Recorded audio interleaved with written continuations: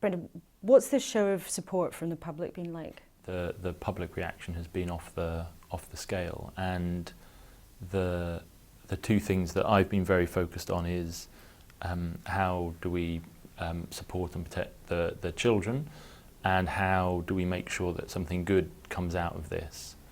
And what the public support and outpouring of love around this does is it also helps the children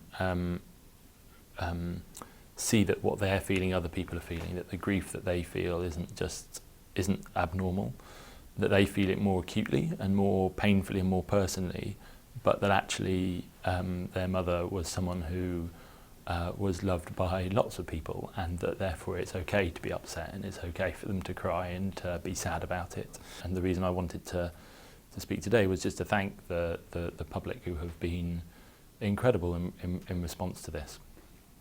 Tomorrow would have been her birthday, and partly because of what you say is that huge outpouring right around the world, there are big events planned. What do you hope tomorrow will be?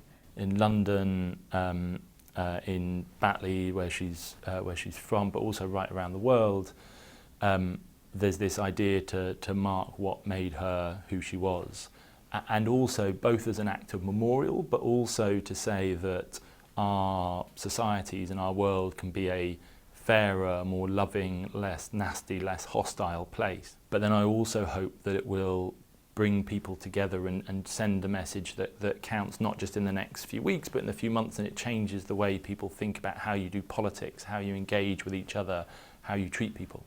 That's what I hope. Was she worried about our current political culture, do you think? Yeah, very worried. And from left and right.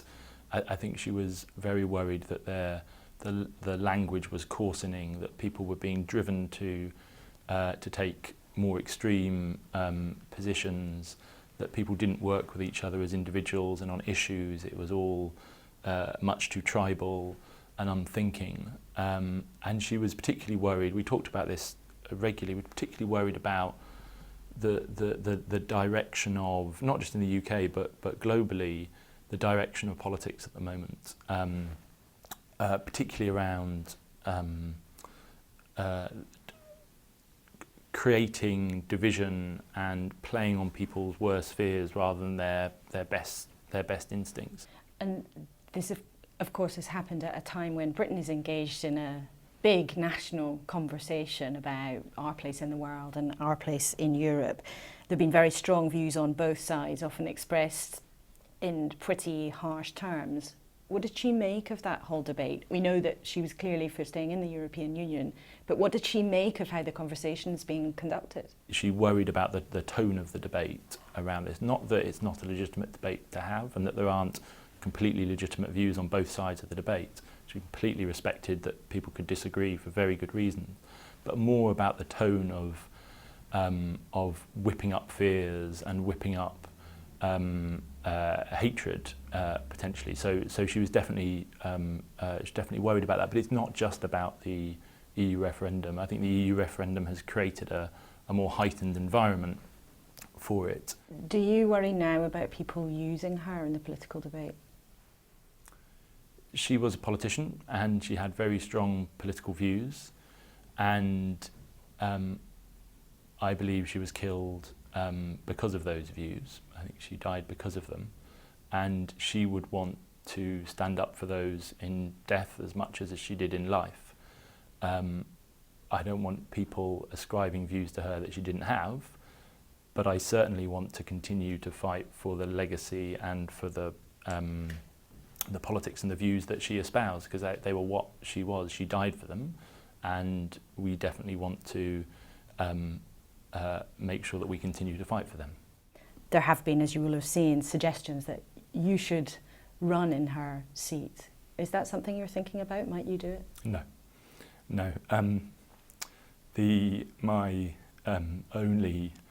overriding priority at the moment is how I make sure that I protect my family and my kids through this. Jo was a passionate feminist, somebody who actively campaigned to get more women to Parliament, and I think she would have been very annoyed with me if I had decided that when a angry man kills a young female MP, that she would be replaced by another man. So I hope that whoever replaces her would become another female Member of Parliament. And what will you remember? I will remember somebody who had an incredible energy, a joy about living life. That somebody who would have no regrets about how she lived her life. She talked about how fulfilled she was. She struggled with some elements of being an MP, like she hated the abuse, she hated that people made judgments about her without knowing her, she hated the polarisation. But actually she loved the job because it enabled her to make a difference at a international and national level, but also to help people on a very personal, individual level. She was on the way to the surgery when she was killed.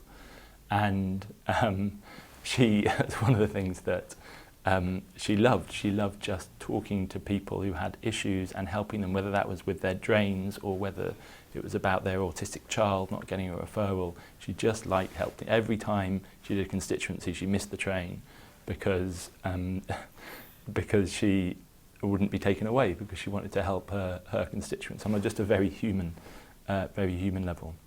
So I remember so much about her, but most of all, I will just remember that she met the world with love, and both love for her children, love in her family, but also love for people that she didn't know. She just approached things with a spirit.